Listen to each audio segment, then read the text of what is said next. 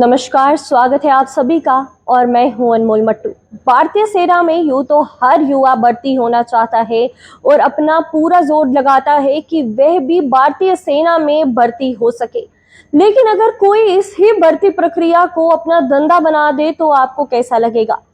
और जो बोले भाले युवाओं को एक भर्ती की प्रक्रिया पर ठगे तो कैसा होगा? जी हाँ, एक ऐसा ही वाक्य सामने आया है जिसमें एक व्यक्ति ने कई सारे युवाओं को ठगा है और कहा है कि वह उन्हें भारतीय सेना में भर्ती करवाएंगे और उनसे इसी कहने पर कई सारी लूट करते थे, उनसे पैसे मांगा करते थे और इसके बेसिस पर कई सारे युवाओं को भी ठगा है। तो इसकी पूरी कहानी क्या है आपको बताते चलें कि इस शख्स का नाम नितिन बालाजी सूर्यवंशी है, जिसकी इमेज आप स्क्रीन पर अभी देख सकते हैं। इनका नाम नितिन बालाजी सूर्यवंशी है, जो कि देवनी लातूर डिस्ट्रिक्ट महाराष्ट्र से हैं, जो लोगों को सेना में भर्ती करवाने का झांसा दिया करते थे और इस नाम पर उनसे ठगी किया करते थे। पुलिस का कहना है कि आरोपी खुद को सेना का अधिकारी बताकर नौकरी की ठगी करते थे और कहते थे कि वह उन्हें भारतीय सेना में भर्ती करवाएंगे और अपना फर्जी आईडी कार्ड दिखाकर उनका विश्वास लेते थे कि वे सच में इसमें हैं और वे उन्हें इंडियन आर्मी में भर्ती भी करवा सकेंगे और लोगों को अपने जाल में फंसाया करते थे।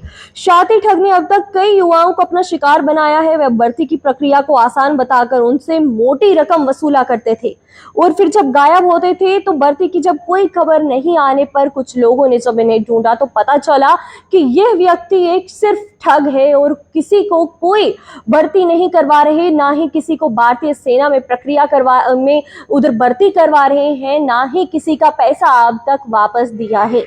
अब क्यों रचते थे ये ठगी का जाल, तो आपको उस बारे में बताते चले। पुलिस जांच में ये सामने आया है कि ये ठग इस तरीके से लोगों को फंसाता था। पहले फर्जी पहचान बताते थे, खुद को सेना का अधिकारी बताते थे और खुद को सेना की वर्दी में दिखाया करते थे कि जिससे लोगों को ये उन पे विश्वास हो जाए कि वे सच में सेना से ही हैं और वे लोगों की वहां पर भर्ती भी करवा सकते हैं। उसके बाद फर्जी दस्तावेज है, नकली नियुक्ति पत्र, कॉल लेटर और आईडी कार्ड दिखाकर लोगों का भरोसा जीतते थे और उनसे कई सारे मोटी रकम भी वसूला करते थे कि वह उन्हें भारतीय सेना में भर्ती करवाएंगे और इसके लिए वह उनसे मोटी रकम भी वसूला करते थे। फर्जी ट्रेनिंग का झांसा देते थे, उम्मीदवारों को बताते थे कि उन्हें सेना की ट्रेनिंग के लिए भी बुलाया जाएगा, कुछ देर के लिए अगर वह रुक जाए उन्हें सेना में ट्रेनिंग के लिए बुलाया जाएगा। इसके लिए कई सारे लोग वेट भी किया करते थे और इससे बचने के लिए कि जब उन्हें एग्जाम्स में पास होना पड़ेगा, ऐसे मुश्किल टेस्ट से बचने के लिए कई सारे लोगों ने मोटी रकम दी थी और इस इंसान ने ठगी कर कई सारे युवाओं को गुमराह कर उनसे पैसे भी ठगे हैं। फिर बाद में जब भारी रकम की मांग करके वे गायब होते थे तो मोबाइल फोन बंद कर देते थे और ठिकाना ही अपना बदल लिया करते थे। पीड़ितों की शिकायत के बाद पुलिस ने जाल बिछाया और इस ठग को दर दबोचा है। गिरफ्तारी के बाद पुलिस को इसके पास से कई सारे फर्जी दस्तावेज मिले हैं, नकद राशि और सेना की नकली वर्दी भी मिली है।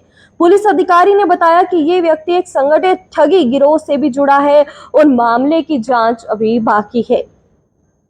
पुलिस ने आरोपी पर भारतीय न्याय संहिता बीएनएस की धारा 318(4) पर लगाई है। 204 यानी कि पब्लिक सर्वेंट का रूप धारण करना, 205 धोखाधड़ी के इरादे से पब्लिक सर्वेंट की पोशाक पहनना या ले जाना के तहत मामला भी दर्ज किया है और इन पे आगे की कार्रवाई भी की जाएगी। एफआईआर के अनुसार आरोपी अगस्त 2024 में लातूर की उदगीर रेलवे स्टेशन पर कंप्लेनेंट के संपर्क में आया।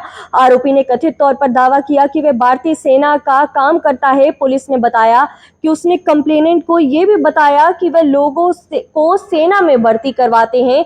बाद में वे कथित तौर पर पुणे के साउदर्न कमांड एरिया एमईआई में कंप्लेंट से मिले। एफआईआर में कहा गया है कि इस मीटिंग के दौरान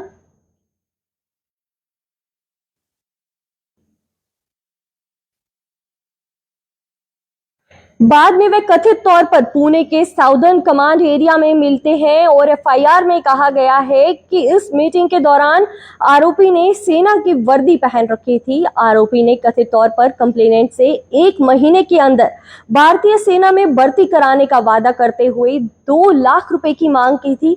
कंप्लेनेंट ने कहा कि उसने समय के साथ आरोपी को 1,75,550 रुपए का भुगतान किया, लेकिन बदले में उसने उससे जो सेना की नौकरी अभी तक नहीं मिली।